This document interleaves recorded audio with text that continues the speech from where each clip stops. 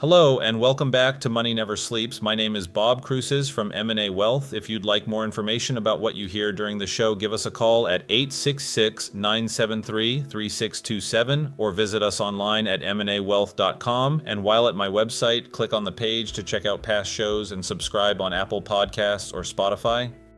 Today we're diving into a topic that's foundational to nearly every retirement plan: Social Security. No matter how much you've saved, no matter what other income sources you have, Social Security is often a key piece of the retirement income puzzle. During our time together, we're going to walk through insights from two USA Today articles. Are you ready to collect Social Security? 3 signs it might be time, and 3 steps to max out your Social Security benefits in 2026. Let's start with the first article, which notes that sign 1 is that you know what your retirement spending needs look like. This sounds simple, but in practice, it's where many people struggle.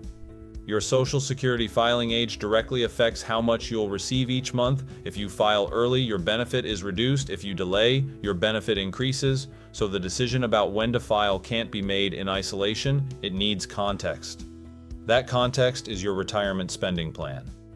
If you don't know what retirement will realistically cost you each month, it's very difficult to know whether claiming now makes sense. This starts with building a detailed retirement budget and not just a rough estimate. You need to account for essentials like housing, food, and healthcare. But retirement isn't just about covering the basics, it's about living. When you retire, you suddenly have more time. And filling that time often comes with expenses like travel, hobbies, social activities, helping family, maybe pursuing something you never had time for during your working years. Those things matter, and many of them cost money. If your retirement budget only includes keeping the lights on but doesn't reflect how you actually want to live, you may be underestimating what you truly need. If you've mapped this out, both essentials and lifestyle, and your projected Social Security benefit aligns with those spending needs, that's a strong sign you may be ready to file. That's not reacting emotionally, that's planning strategically. When I work with clients, we don't start with what age should you claim. We start with what does your retirement actually look like? Once we see how Social Security fits into the broader income picture, the filing decision becomes much clearer. Clarity creates confidence. The second sign, which is that you've assessed your savings for income, builds on the first. Many people focus on building a large IRA or 401k balance. Watching that number grow feels like progress. But retirement isn't about the account balance. It's about the income that balance can generate. There's a big difference between asking, how much do I have, and asking, what does this pay me every month? If you've taken the time to calculate how much monthly income your savings can realistically provide, you're in a much stronger position to determine when to claim Social Security. Let's walk through a simple example. Suppose your 401k balance can generate $4,000 per month in retirement income, and let's say you've determined that you need $6,000 per month to support your lifestyle. There's a $2,000 gap between what you have and what you need. Now, if you're eligible for $2,000 per month in Social Security at full retirement age and you've reached that age, that lines up perfectly with your goal. In that situation, you could feel confident filing right away. Could you delay filing and increase your monthly Social Security benefit? Yes, that option exists. But if that $2,000 fills your income gap and completes your retirement income plan, there may be no need to force yourself to wait just because you've heard that waiting is always better. The right decision depends on your numbers. Social Security isn't separate from your savings, it works alongside it. When those pieces align, when your savings income plus Social Security meets your spending target, that's another strong sign you may be ready. The third sign is understanding the impact on your spouse, and it's especially important for married couples. Claiming Social Security can be more straightforward for someone who's single, but when you're married, your filing decision affects more than just your own monthly benefit.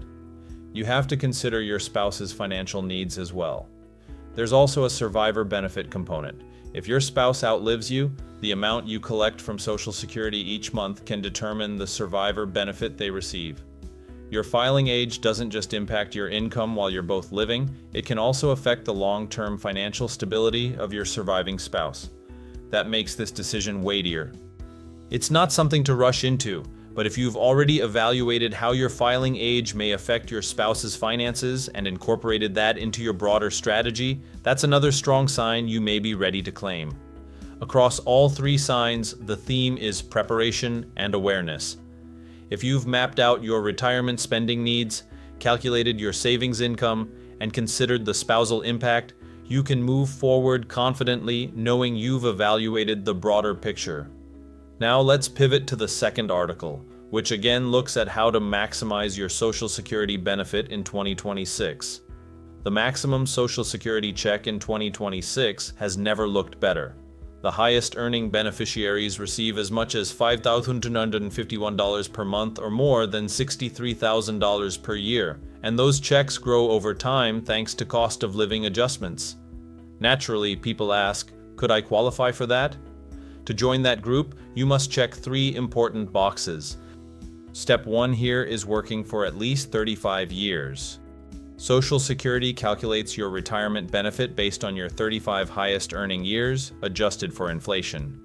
If you haven't worked 35 years, zeros are included in the calculation, and those zeros reduce your average, which reduces your benefit. There's no downside to working more than 35 years. In fact, if your recent years are higher earning, they can replace earlier lower income years in your calculation, increasing your benefit. Your lifetime earnings record matters.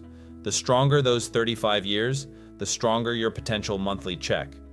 Step 2 is earning at or near the taxable maximum.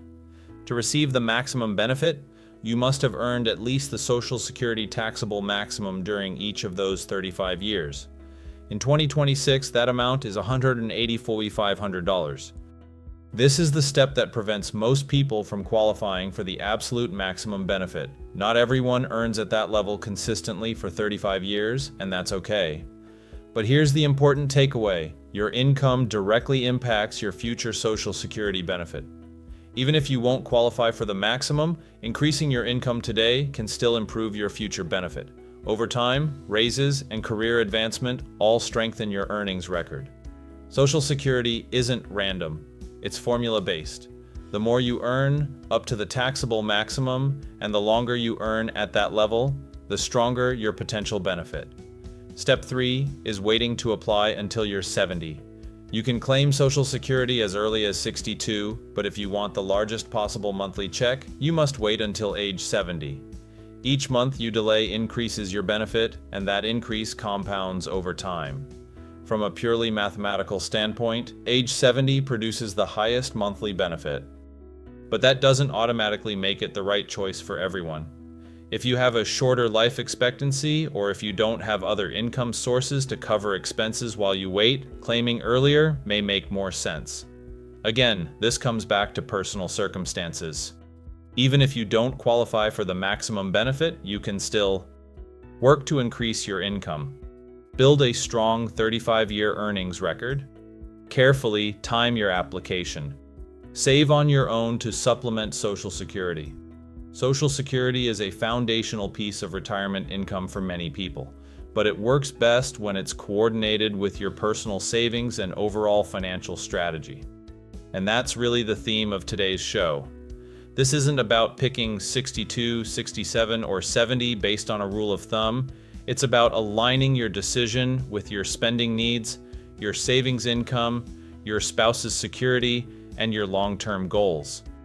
If you have any questions about Social Security and your financial strategy, or any other parts of your financial strategy, visit my website at mnawealth.com or call my office at 866-973-3627 to discuss how my team might be able to answer your questions and address your concerns. It's our goal to help you prepare for the retirement you've worked so hard for. Disclosure: all matters discussed during the show are for informational purposes only. Opinions expressed are solely those of M&A Wealth and staff. All topics covered are believed to be from reliable sources. However, M&A Wealth makes no representations as to its accuracy or completeness. This commercial shall in no way be construed as a solicitation to sell securities or advisory services to residents where permitted. Topics should be discussed with your individual advisor prior to implementation. Advisory services offered through M&A Wealth, a registered investment advisor in the state of Texas. Insurance products and services are offered through PNC Life Insurance Agency, an affiliated company.